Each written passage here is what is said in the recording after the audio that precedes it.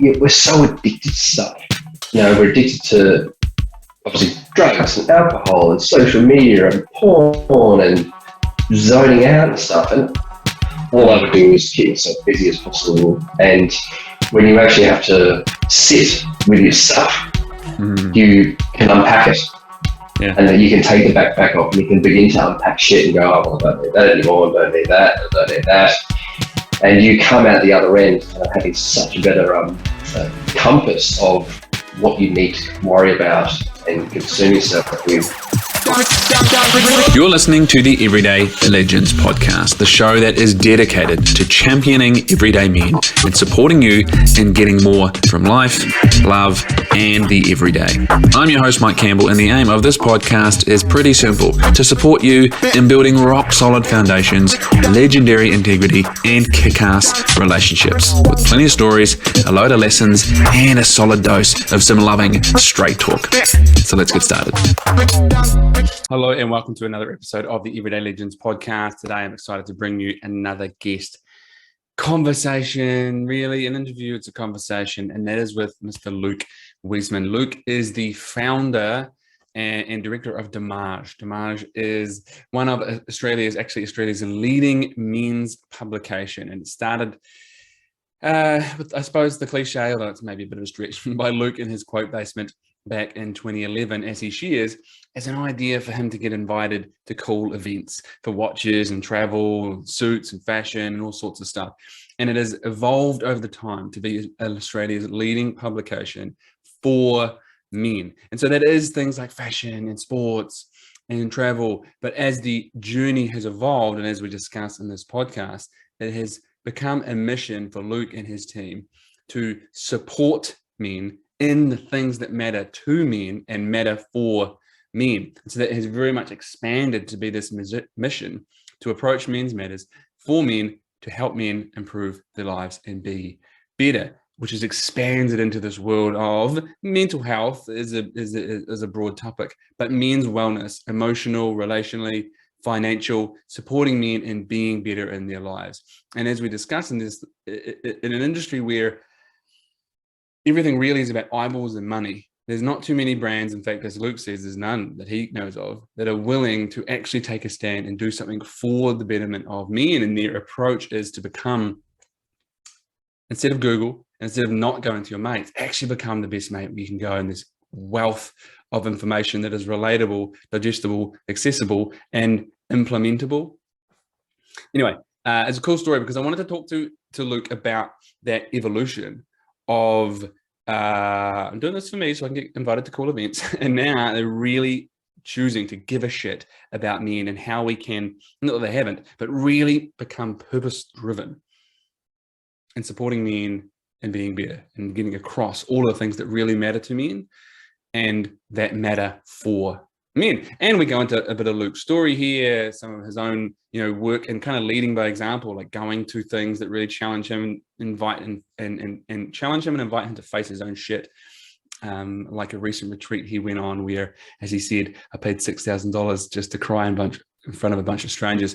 So we dive into all of these things, and I think there's something really cool to learn in this, but also here's a normal everyday dude who's choosing to be an absolute legend for himself and for the men that he has some sense of influence over, which actually is quite a few 100,000 eyeballs every month. So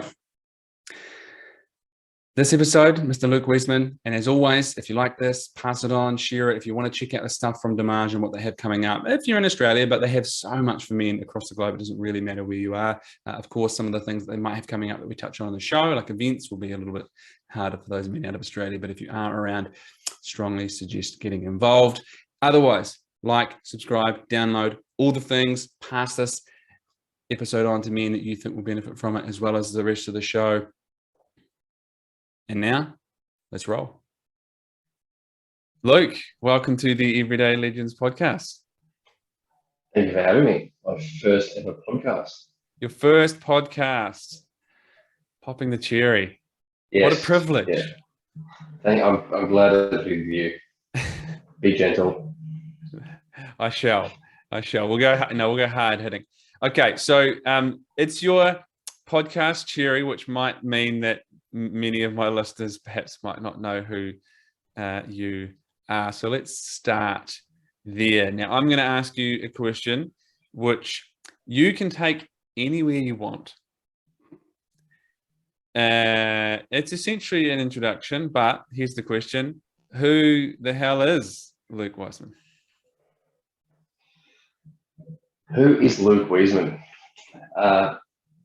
Luc Wiesman is a guy who has always wanted to create things. You know, I'm a dabbler, and I just so happened to get into media and advertising when I was younger, and it stuck to me. You know, I grew up making fake IDs for friends, so I had this creative streak in me. So I put it to good use in advertising for a long time, and I was just really into it. And I was, always a very creative kid and running around, making videos and what have you. So I think all roads kind of led to media at some point.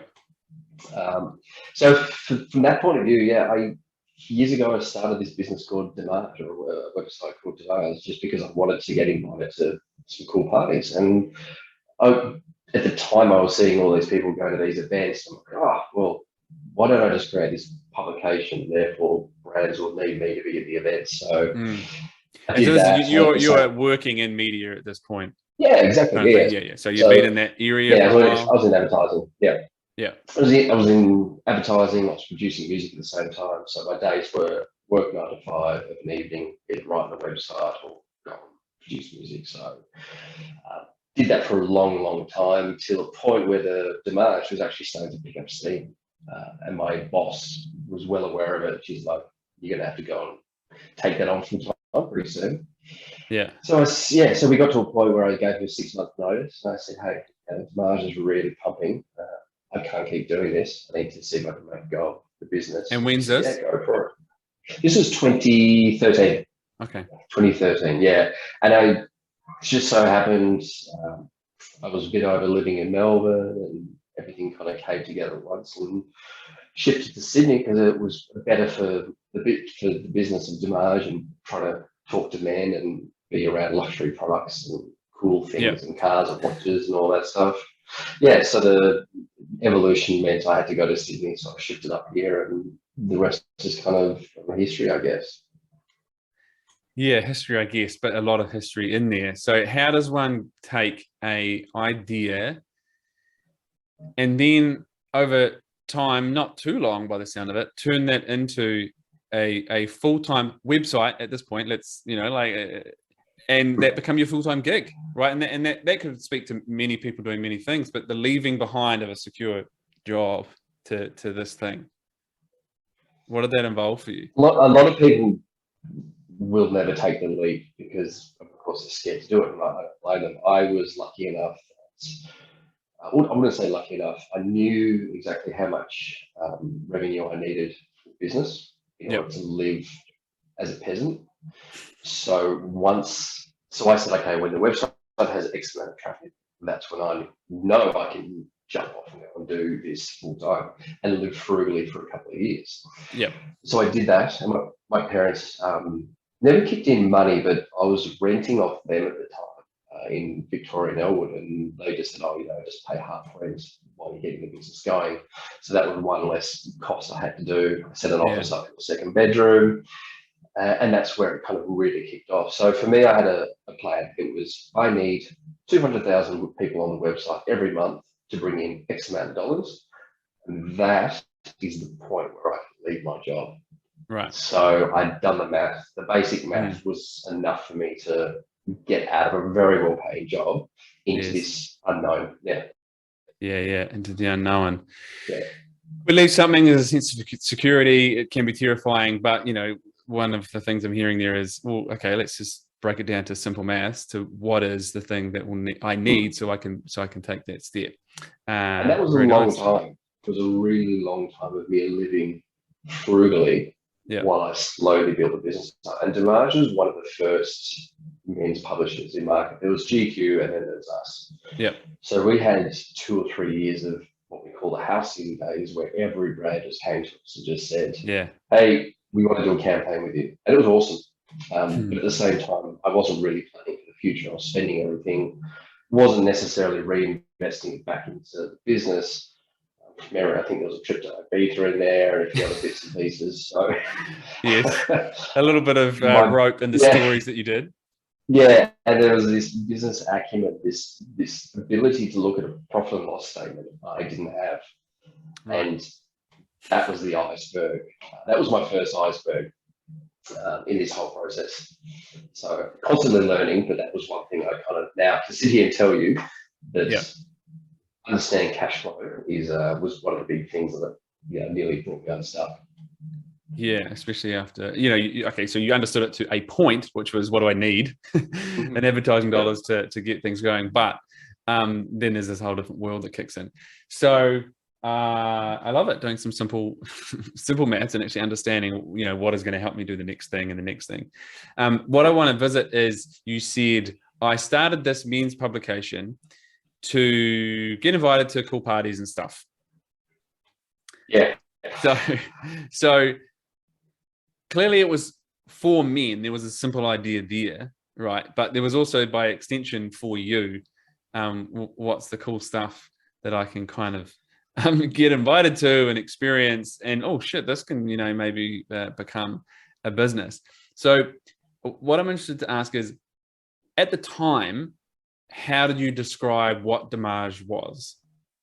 And how do you describe what it is now? Describing Dimagge to people has always been really difficult. Yeah. You back then it was very simple. It was a men's style blog. Yeah. And everyone went, oh yeah, I get it. It was very simple. I put on clothes, I'd be on Instagram, I do the cutesy photos and stuff. And then one day I realized, a grown man should not be doing this. So I stopped my Instagram. I got rid of all that stuff. And I said, no, I want to be a publisher. I want to be a news and media organization. So when we describe it now, as Dimagge is a news and media organization that is targeted towards men. Yep. And we cover what matters most to men. So mental health, well-being, money, travel, and things to buy. Because guys are kind of always looking for things to buy. So that we could write about it in such a way that guys would go, oh, I need to buy a new pair of sneakers. I'll go to Dimagge and see what they recommend. Yep. Yeah. So it's in short, it's what matters to men. That's what we say. And then how is that part, what matters to men, through your eyes, changed as a publication over the years? We moved away from the style thing. Yeah. Because if you think of it in your day and my day, that how often do we really think about fashion and grooming? Probably 1%, if that, per week. The reality is we're trying to deal with partners, family, kids, stress, work, the next holiday, how to make money, how to spend money. So the facets of a guy's life, especially Australian guy's life, is so much wider. So this ideal of, hey, I have a fashion website, that's really cool, quickly gave away. It kind of got pushed away by, no, men have needs. How can we better support those needs through entertainment and education? So it evolves constantly. Yeah, certainly. That's one of the words that's coming to mind, the evolution of, and it would seem the evolution of you, kind of the main person behind it, where part of that initial drive was, how do I get invited to the cool parties, to now how do we actually provide stuff for men down to what they need, which I think is a very interesting word that you use, because it sounds like initially it was like, what do we think men are wanting, the cool things, and now it's like, okay, but what do they actually need, and how do we speak to that?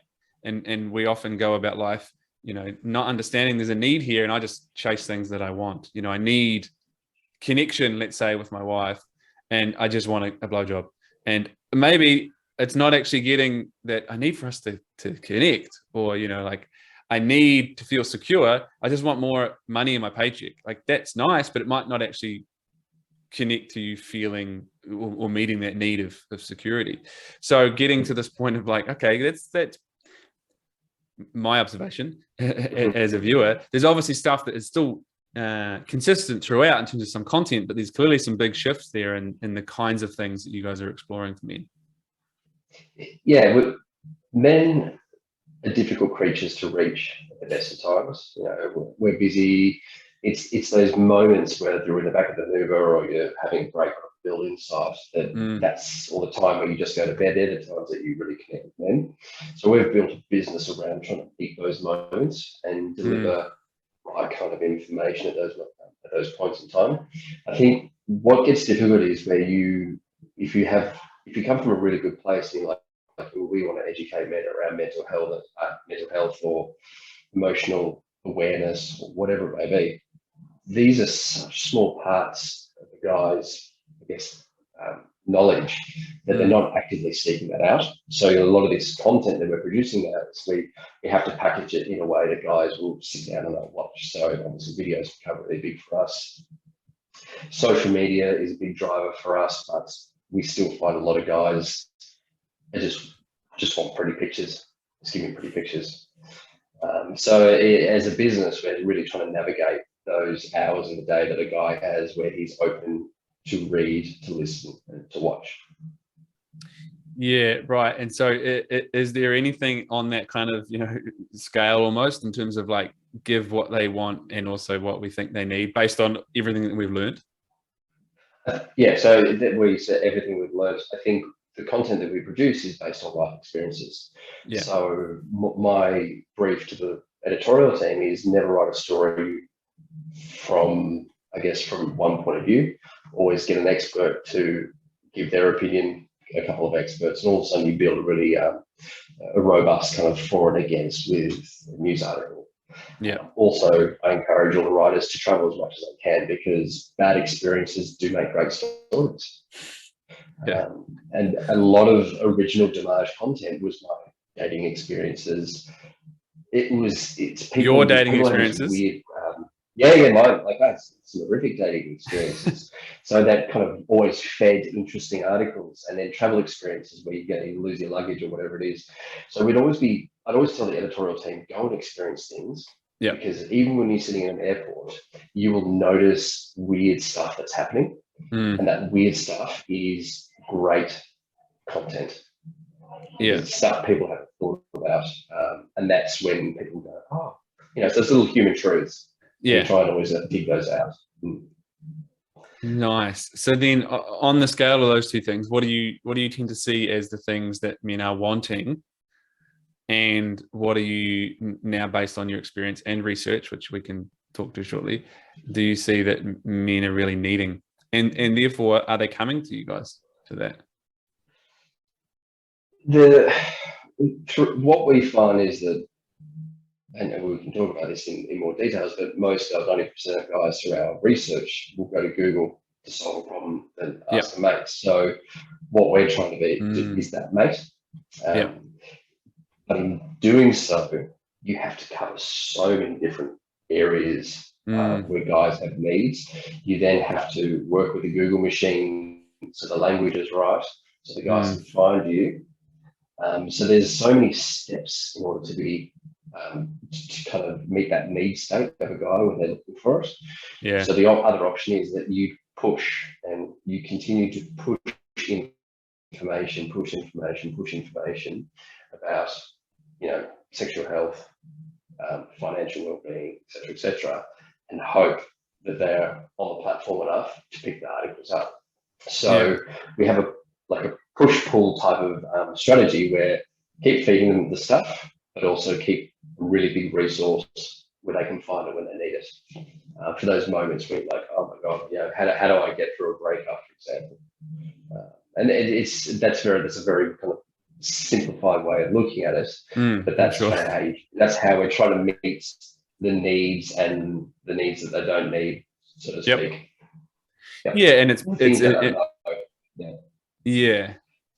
the Google, right? Like it's so easy, and I suppose the link in all of this really is trust, right? Like as a brand, as a source, we'll go to Google 90% over, let's say, a mate, which is quite astounding, but it makes sense. It's not as though you can trust the answers on Google, but you can trust that Google has answers. You can trust Google has answers, but we've always, this is what I've talked about before. I don't want a 23-year-old writer or a 25-year-old writer commenting on mental health advice Yeah. to a guy who really needs it. I want him to go and speak to two experts on that topic, and the two experts' insights should make the article. Yeah. And I believe that is a much more trustworthy and responsible way to impart knowledge to Australian guys. Yeah, and so therefore the content that the men are coming across is more trustworthy in a sense, right? So I can go there, like I can go to Google, but I can throw a dart, at the dartboard and hope to land on something, right? Whereas if I can find something that's I can trust and I know it's researched, it gives me a broad idea of what might support me. And we've got close to 100 experts now across all different verticals that can chime in on topics that we need an external voice on. Yeah. Beautiful. I love that. Yeah. Taking on the mode, or at least the intent or the aim of being the best mate, somewhere you can turn to that's trustworthy, that has something that can support you in a range of topics, from, I'm struggling here in my relationship, like where do I go for this, to like, all right, I need a new watch or laptop or something that, man, I could Google that, but then when 1 billion hits in half a second, how do I narrow that down, right? And you're dead right. And I lay awake thinking, going, how do I build the perfect environment for a guy who's struggling to get the information he needs? And what does that look like? And that's kind of what I'm working on at the moment. We have this huge wellness section, and we're like, okay, well, how do we do that? Sorry, my phone's going off. How do we do this in a way that is actually helpful? So that's the next kind of evolution of what we're doing. Yes. And so, speaking of evolutions, right, I came to an event not long ago, which I was very fortunate to win a lovely barbecue, which I'm enjoying very much, and making the most of your tips on. And, it was this beautiful event where really there was a huge statement of intent, I suppose, is the only way I can put it, of as a brand and a publication, here's what we want to be about. And that certainly seems like, as you've kind of said, this evolution and a shift from when things started for you. So talk us through that shift and that evolution now. I think the evolution of Dimagge came down to purpose. Yeah. Well, are we just another website? How do we differentiate ourselves from others? The others in market were either very product focused, very lab focused. No one had really put the stake in the ground to say, we are here for men and we want to make men better. Nobody was doing it. Nobody was investing the money. So January this year, we said, right, how do we bring this together in an event to really kind of stake our claim in the market and say, right, let's bring all a big group of people together, present some research and say, hey, this is what we're about. Because as I said before, the style thing is so limiting and it's so thin in terms of purpose and helpfulness to a guy who said, no, we've got to be more than this. So that took a couple of years of finding all the experts, getting the editorial strategy right, whacking the writers so they followed the rules and stuck to the rules and got better at their craft, and always went and spoke to the experts. And then the product just got better and better and better, to the point where I could stand in front of a room of 150 people and hand on my heart say, we have more men's wellness content than any other publisher in Australia. We have more mental health content for men than any other publisher in Australia. And that's what we did. And that's why we brought all those people together to say, hey, we're here for men. Please work with us, because this is something where we're investing in heavily. And it happened to be the nice venue in Sydney, Icebergs. Yeah, exactly. Which most people hadn't been out for so long. So yes, yeah, no, exactly. It was send out an invite saying, come to Icebergs for a couple of refreshing beverages. They come out of the woodwork. Yeah, very much so. And I think part of that is the intent behind it, which 2 words that you spoke there really stuck out to me, which was for men, to help men be better. But there's an intention there, right? Like, I come back to this idea of how this started, to your story, is like for me to get invited to cool events and shit, essentially. Mm-hmm. And now there's the shift to being for men. So do you think that has been like obviously it's a evolution in the company, but like for you, there's a desire initially over here, and now it's like, actually we can do something for men. Has that come about more so in what you've continually noticed as the business has grown, or like actually you shifting to what's the purpose that I want to be connected to for this business? I'll be honest and say, yeah, part is commercial.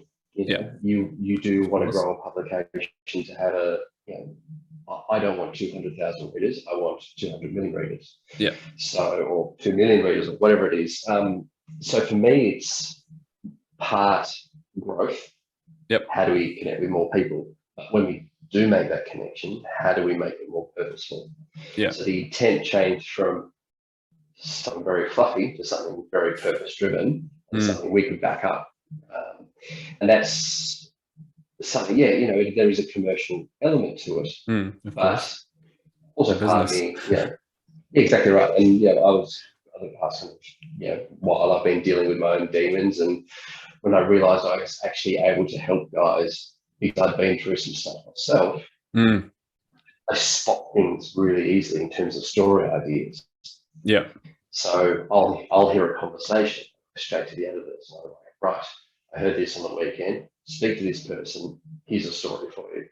And that's how stories come about. So through my own struggles and triumphs and education around kind of well-being as a bloke, I've learned a lot. And that's where we find a lot of great fire for content. And without those struggles, I wouldn't have that ability.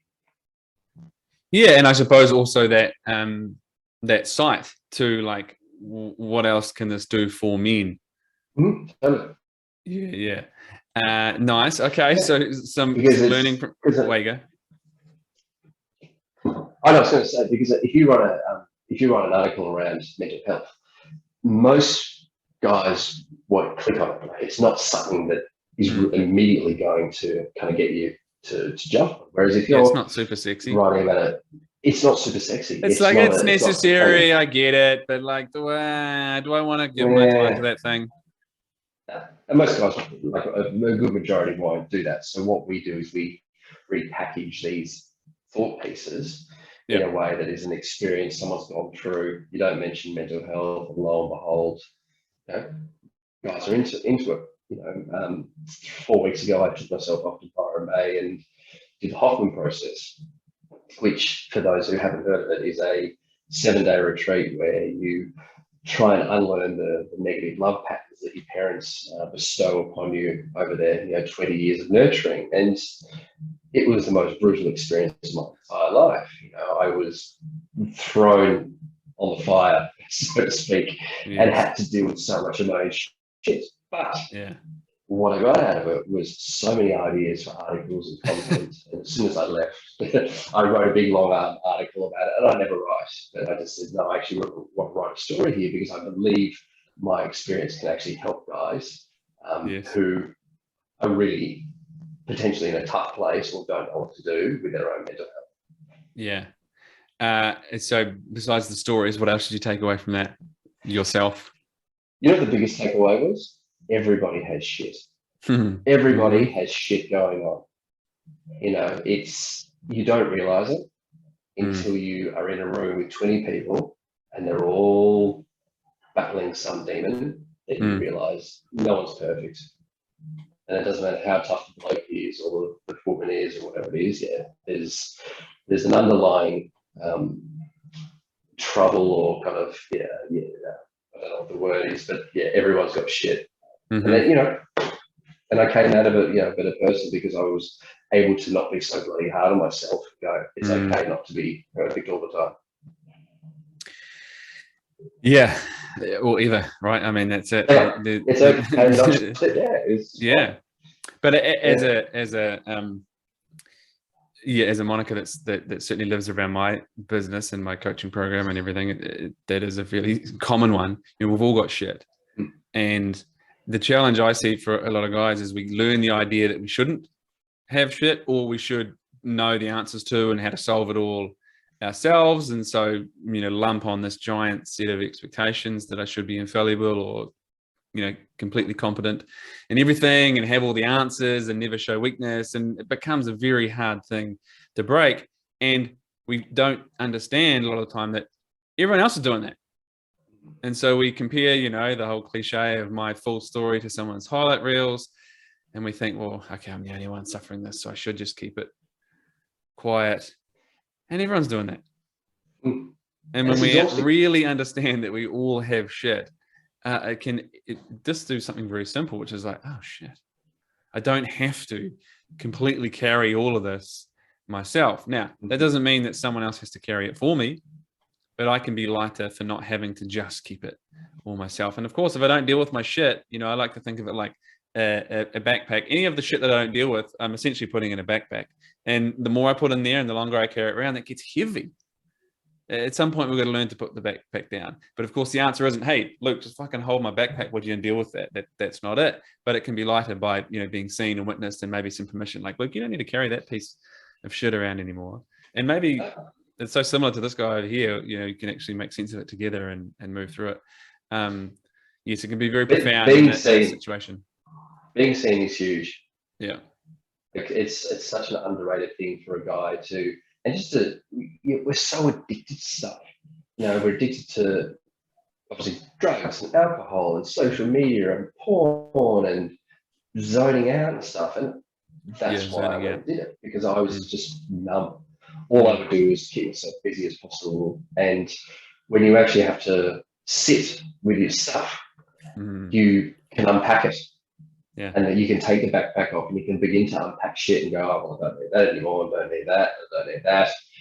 And you come out the other end kind of having such a better compass of what you need to worry about and concern yourself with versus what's not your fight. And I think when guys kind of realize that not everything has to be their battle, they can maybe find a bit of comfort there. Yeah. Yeah, and also perhaps not that thing that you battled fucking ages ago doesn't still have to be your battle. No, and that's it. And we have a lot of shame as people, as guys, and we carry that shame around. And I think sometimes, whether we like to realize it or not, it's you sometimes have to unload this stuff, whether it's through therapy or with a group of 20 fucking strangers. I've tried both, and the 20 fucking strangers was much more effective. So yeah, the bigger the obstacle that appears to be the obstacle, right? Going into an environment like that, often the bigger things are out the other side. And so then also what I'm hearing is like, fucking well done. And as a leader of your business, it's also choosing to set an example, right? Of like, well, okay, what can I learn and experience that can actually bring to the company, but by extension to the men that we're in service of, right? And therefore we can potentially provide something that is for them. Yeah, totally. I think when you have a compassion for yourself, which I've never had until recently, for me it was whip yourself until you get the job done. Whereas I think having a bit of compassion for yourself means you have compassion for those within the company. And again, those around you, your family members, your partner, etc., your friends, your mates, especially when your mates are doing it tough. You have a bit of compassion for yourself means you can have a lot for others around you and be there for them. And that just that flows down to, I guess, what we're doing at Dimagge, and especially around the men's wellness space, where it's certainly opened my mind up a bit in terms of what else is out there. And the different ways to speak to guys with their challenges. Yeah. There's many options, right? But also what that means is that there's many ears or many interpretations of options, right? And I think for such a long time, as a broadly as a society, we've had one simple approach. If all is hammer nail, you've only got a hammer, everything looks like a nail, right? And for so long it was we'll just suck it up, deal with it, or go to a breaking point, or to your point right there. And this is something as I see many themes amongst men, and one very, very common one is this pattern of being so incredibly fucking hard on ourselves. And we often think that the more I beat on myself, or be incredibly hard on myself, I will get to the place, some kind of promised land, some kind of sense of peace or achievement. But when you pull back from that, you can't hate yourself to a place of love and compassion. It just can't work, because that mode doesn't take you to that place, right? But that's kind of the hammer that we've had for so long, and so we just keep smacking it, right? I think it's part of our parents' generation too. I just spent the weekend with my dad. I've got an amazing relationship with my dad, but occasionally you'll spot things and it's so black and white. It's like, whoa, okay. Has that shifted since this retreat? Given that it sounds like a lot happened, but part of the context was, unlearning some of the shit that you inherited from your parents. Yeah. I think you spot things. I think the retreat helped me spot my own patterns and the patterns that I learned off my parents. So I catch myself. It's only been 3 weeks. This will take years for me to kind of put all of this work into action. But you do notice that I'm not my father's generation. Very black and white. Spade's a spade, and so that's been probably one of the most enlightening parts of the past month and a half, thereabouts. Yeah, nice. And there's something that came to mind when you said that I'm not my father's generation, and it's something that I see as a potential key to lightening some of that shit, let's say, that we might have been carrying around for so many men, and that is, I'm not my father. I don't have to be my father's shit. I could get to take some of the beautiful stuff, but I'm also not him. Because a lot of us will either idolize and we get stuck on, and we miss who we are, or we are at the other end of that. I don't want to be him, all that kind of stuff. And you don't have to be him, right? And you're not him, and you can let go of that, which of course he's a product of his generation and all the shit from his parents and all that kind of stuff, right? But that can be such a big thing that we're still really holding on to, and doesn't necessarily need a retreat, but certainly something to help us explore what isn't mine. Yeah, and I remember your parents were kids at some point too, and they were raised by their parents, so they've got a certain way of being. And you speak to some people that had a really, really tough childhood. I didn't. I was very grateful that I had a great childhood. It still doesn't mean I'm not fucked up. You can have the best possible parents in the world, and they're still going to imprint stuff on you that you live out in today. But I think compassion, forgiveness, and all that stuff, if you can find that and just go, I am who I am, and I'm going to make the best I can do with it. It's a lot easier, I think. But again, you just get through. But I think the compassion piece is so important, because to your point, it is very easy to go, what, I had it great. For those people who, they look at their life and go, I had a great upbringing, so I should count myself lucky. And a lot of people had it worst, and that's true. But what it's potentially doing is actually lacking compassion for what you did experience that wasn't that ideal relative to your experience. And so it actually doesn't have compassion for it, right? And so we potentially miss some stuff. And, if you're in a situation where you are numbing, distracting, or, just being wildly hard on yourself, then maybe there's an avenue for some compassion there at the very least, and a bit of exploration to not keep carrying that stuff around, right? But first of all, I suppose, really, it's asking us to go, there could be some stuff that I don't need to carry around. Yeah, totally. And I think every guy's going to be different. They're going to have different things that they unpack and go, that's just not my shit. I don't need to worry about that. Yeah. And I think another thing I really learned out of it was how underrated having fun is, and playtime, and just not thinking about work. Yes. I had 7 days where I didn't think about work or clients or web traffic or any bullshit. It's so enlightening not having to deal with that stuff, and just step away from it for a short period of time, because that is another thing that I think exhausts guys. Oh yeah, Absolutely. Yeah. I mean, if you're born to take the weight of the world on your shoulders, and that's what you do. You know, if there's anywhere in your identity that says I must, you know, do it all, be it all, provide all that stuff, then it's something that's very hard to switch off for a lot of guys. Struggle to relax, struggle to sit with myself, you know, to your point earlier, to even enjoy the fruit of all that fucking labor that I put into all of my life. So having fun, that was a realization. But what was it just not having to deal with work, or was it also in that space came enjoyment and fun and playfulness and stuff like that? In that space came, I had to be forced to be joyful and playful, because I was so conditioned to be a hard ass and say no. So for me, saying yes now to things I would not normally do is going to be a big challenge for me. But it's, for me, it's just going and having fun and not being put up in my head and going, oh, I look like a dickhead or whatever it is. So who cares? Just go and have fun, you know. And that fun isn't go and wax 3 bags at the pub with your mates on the weekend.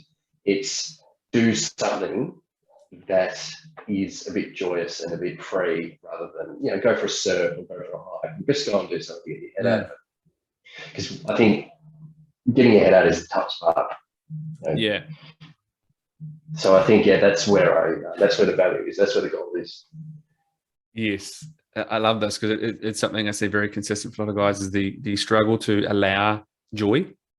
And with that as an extension, you know, like relaxing. You know, we fucking work so hard a lot of the times. Sometimes that's just in our work, but in general, you know, being this thing, and we have so many conditions on when I can actually enjoy my life.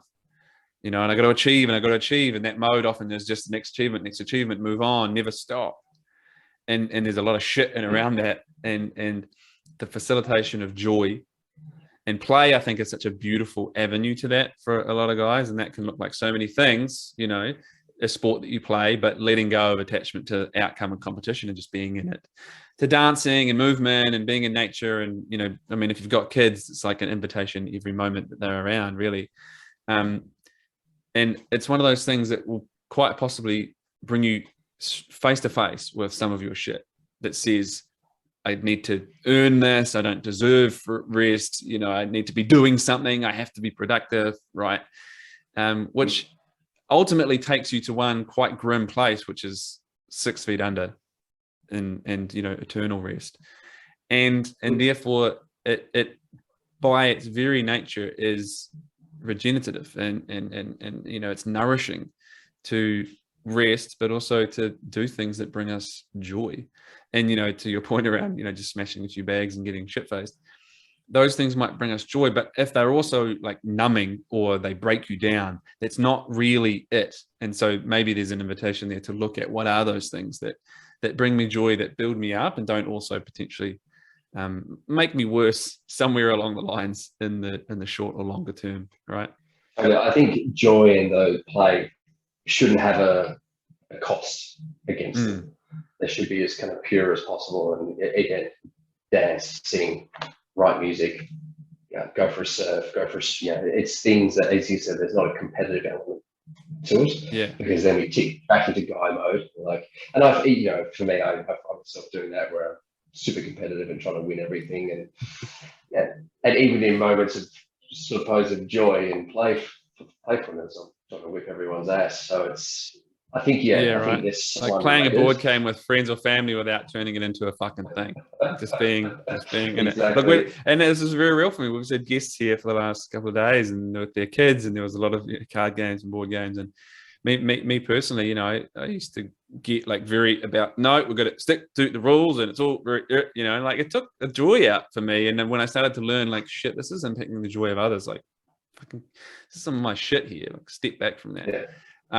But also like to things, you know, because not all guys, and I know this is something of the things that you will clearly see in your you know, readers and viewers and some of the researchers. There's obviously such a huge disparity in the types of guys there are. You know, like we talk about things like are you okay? And asking mates if they did it. But some guys don't have mates. You know, there's things that we can talk about, sports and things for guys, games that you used to play. Some guys never played sports. For me, you know, I was an athlete and very competitive and all those things. But this has actually been an avenue where I have found an outlet for joy. You know, rugby for me was always, it was competition and all the things. And I enjoyed it until I realized I'm not enjoying this anymore. I'm putting so much on it. But one of the ways in which I've explored a bit of movement and play is actually getting back out into the park with a footy and just running around and kicking it around. There's no aim there. There's no competition there. And it just actually brought me back to being a 10-year-old boy at the park out the back, kicking the ball around with my mates. Now, admittedly, I'm doing it by myself, but like I could find joy in that simple exercise that I used to do all the time. And the first thing it asked me to do was be okay with being a 38-year-old dude walking down to the park with a footy and just kicking it around by myself, which was, oh yeah, that's sweet as I can do that. And it also became an avenue for, like, if I had some irritation or frustration or I needed to get something out, well, the other part of that exercise was kicking the living shit out of football, which also helped me. You know, it became this beautiful like tool for my mental health to get some shit out or to bring some joy in, you know. And I think everyone's got those kinds of things. It could be used to playing music, like playing guitar. Fuck, it's got to be perfect. Like maybe you can just play and let go of. And in that, there can be a different kind of thing, but it also might take a bit of practice to allow that kind of switch off. Things need to be a certain way mode. It's interesting you say that it's that physical, like we need to deal with our own things. I think we need that physical outlet, and kicking a footy is a brilliant way of doing it, because it's this kind of crescendo. And I think that's kind of that's a great kind of way for guys to blow off steam, so to speak. Blowing off steam is so underrated. I think more done in a physical way, whether it's through sport or whatever it is. So yeah, but I mean, when you say that term, one of the simple things that comes to mind for me, which I think is quite in the culture, is it's slamming a few beers or many, right? Blowing off steam. But to the point, like, yes, and is that also, is there a cost there? So how else can you, terminology that we've explored in my coaching program is this idea of like, I need to unwind. And so to explore that, it's like, well, something's wound. So are we actually unwinding what is wound, or am I just kind of pushing pause by slamming some beers or, watching some TV for a little while? Like, how do I actually explore the root of the thing in there, right? Which, if nothing else, I hope, is an invitation to have a look at what's going on. Is this a short-term thing, or can I, create something that will actually, blow off the steam, unwind the thing? That is there. I look forward to seeing how this goes for you now that you're coming out the other side of allowing some joy and play into your life. Which, ironically, coming back to your earlier point, it sounds like the start of Dimagge was chasing some joy, things that you enjoyed, getting invited to parties and so on. Yeah, it's fairly bad. It's fairly vapid. I'll be honest with you. There wasn't much on the surface there. But it can, once you've got responsibility and you actually have a voice, and the voice speaks back to you. Oh, sorry, and the audience speaks back to you. That's when you're like, oh, okay, we've got something here. We're going to do something with it.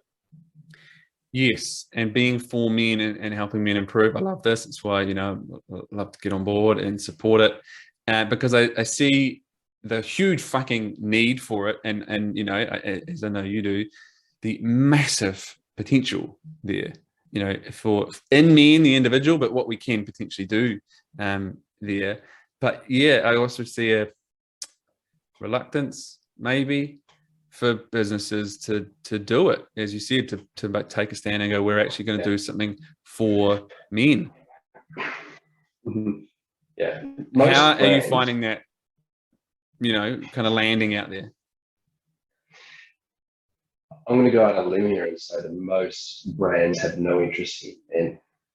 They're interested in women because women are a growth market. And also women have been so prominent in the media for the past, say, 5 years with the Me Too movement and everything that's going on. And I'm all for everything that's going on. Men are somewhat of an afterthought, and it's not something brands are progressively or kind of actively going after. So that's why we've stepped in. So hang on a minute. banks, you're always targeting kind of women for whatever you're doing. What about targeting financial kind of wellness for guys? Because that's one of the biggest factors in suicide. Why aren't you bringing this more to light? So what we're doing is we're digging through the weeds, finding all the really shitty things, and then we're using our platform to write editorial on it and calling them out and saying, hey, why aren't you doing more about this? Why aren't people doing more about that? So, my biggest bugbear is there's too much awareness and not enough action. So, I love it. And don't get me wrong, awareness is wonderful, and being able to help. It is, but we have plenty of awareness, especially around, mental health and suicide. Again, it's all great, but like, we don't need more fucking push-ups on the internet and, quote, aid of men's mental health awareness. Most of the guys who do those videos and pass them on aren't going to then go and talk to their mates when they're really fucking struggling. Like, it doesn't do the thing that we want it to do. No.